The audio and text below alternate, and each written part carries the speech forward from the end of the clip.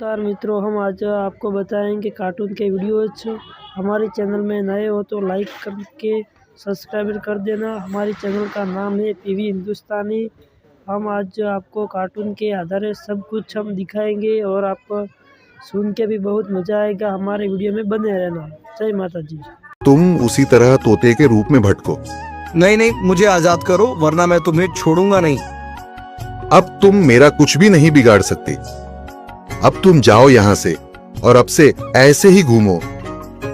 अब तुम्हें पता चलेगा कि दूसरों को दर्द देने में कैसा महसूस होता है। इसके बाद वह राक्षस वहां से उड़ जाता है। मर्चू और उसकी पत्नी सीता दोनों खुश हो जाते हैं।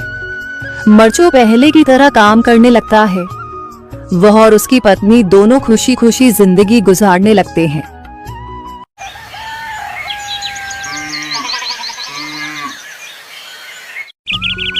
मर्चू जंगल से लकड़ियां काटकर बाजार में बेचने गया, लेकिन उसे लकड़ियों के अच्छे दाम नहीं मिले।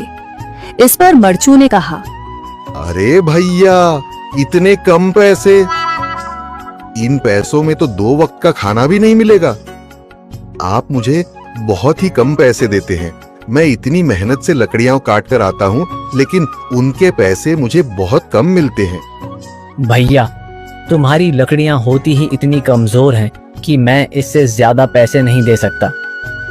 तुम्हारी लकड़ियों के बस इतने ही पैसे बनते हैं। अरे भैया, कुछ ज्यादा कर दो ना। वो क्या है ना कि इन पैसों का तो कुछ भी नहीं आता। मैं अपनी जिंदगी कैसे गुजारूंगा? भैया, तुम जाकर अच्छी लकड़ियां लाओ, तभी इन लकड़ियों का अच्छा दाम मिल पाएगा, वरना इन लकड़ियों का तो यही दाम है। ये सुनकर मर्चू बहुत ज्यादा परेशान हो गया और पैसे लेकर किराने की दुकान से सामान खरीदकर घर आ गया।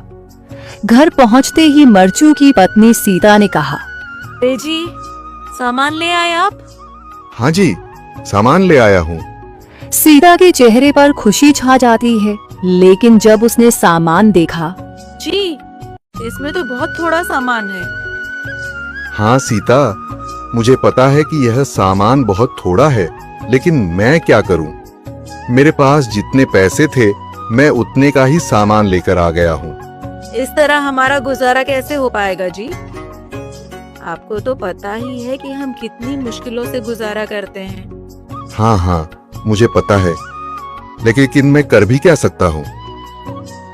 मेरे पास इतने पैसे ही नहीं कि हम एक अच्छी जिंदगी गुजार सकें। इतनी मेहनत कर रहा हूँ, लेकिन फिर भी मेहनत का फल नहीं मिल रहा। इतनी मेहनत से अच्छी लकड़ी काट कर आता हूँ, लेकिन मुनासिब दाम नहीं मिलता। मैं तो बहुत परेशान हूँ। क्या करूँ? कहाँ जाऊँ? अरे जी, आप परेशान न हो, आप कोई और काम देख लें। मैंने कई बार काम तलाशने की कोशिश की, पर किसी ने भी मुझे काम नहीं दिया। ये सुनकर सीता भी काफी ज्यादा परेशान हो गई। मर्चू से सीता की परेशानी नहीं देखी गई। उसने अपनी पत्नी सीता से कहा, मैं फिर से जंगल की ओर जा रहा हूँ। अरे जी, अभी मत जाइए ना, वैसे भी शाम हो रही है। आप कल चले जाइएगा, अभी मत जाइए। ठीक है, अगर तुम रोक रही हो तो मैं नहीं जाता। मैं कल चला जाऊंगा। इसके बाद मर्चू गांव में घूमने के लिए चला गया। तभी उसे एक आदमी मिला और उसने कहा, कहाँ जा रहे हो भैया? और सुनाओ, क्या हाल चाल है? जिंदगी कैसे गुजर रही है? अरे भैया, तुम्हें तो पता है कि लकड़ियां काटकर कैसे गुजारा होता है। हाँ भैया, तुम सही कह रहे हो। और आसपास के जंगलों में अच्छी लकड़ियां भी नहीं है। इसके लिए तो जंगल के अंदर जाना पड़ेगा। पर जंगल के अंदर तो काफी सारे जंगली जानवर होंगे। मुझे बहुत डर लगता है भैया। मैं जंगल में कैसे जाऊंगा? हाँ भैया, जंगली जानवर तो होंगे, लेकिन अच्छी लकड़ियां तो वहीं से ही मिलेंगी। ये सुनकर मर्चू बहुत ज्यादा परेशान हो गया, लेकिन वह आदमी बिल्कुल ठीक कह रहा था।